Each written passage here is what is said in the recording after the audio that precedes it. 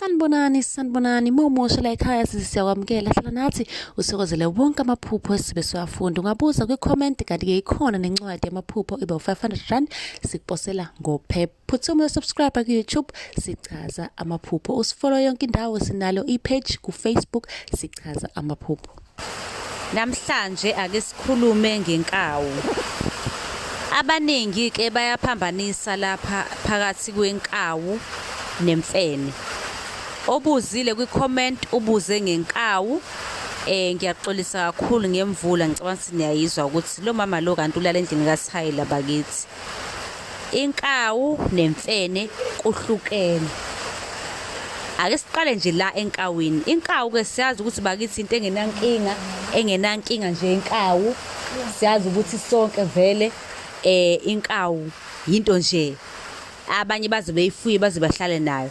Kanti imfene into nje ongekuyifuye, ngeke uvele ufuye imfene nje uhlale nayo. Angithi sena ngeke ufuye imfene uhlale nayo. So ingakho ke iphupho lemfene nenkawu lingafani. Imfene kuzoba into nje nawe nje esabisayo. Ukuphupha imfene kusho inhlahla ezayo. Kungenzeka ukuthi kunokuthile okubuhle ozokufeza, kunenhlahla enhle ezofezeka ezovela. Inkawu leyo, inhlahla kusuke kuyinkawu. Ebese kuthi imfene, niyazi imfene esikhathini esiningi ijwayele ukufaniswa nabathakathi. Lokho kusuke kubika ukuthi ke uhlaselwa abathakathi, sukuma. Imfene ihambisana nabathakathi. Imfene ayikho yinhle neze. Sukuma njengamanje uyimele ngenyawo usho ukuthi mina ngiyazama ngiyavimba lo mkhonyovu lo lobugqwirha bemfene lobo ngiyabuxosha ngiyabususa. Sukuma uyimele, sukuma usebenzise kumele ukusebenzise ngoba imfene ayilungile neze.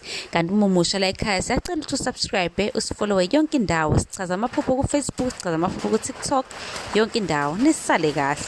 Ningakhohlwa khona izinto esidayisayo nencwadi khona, ngiyabonga.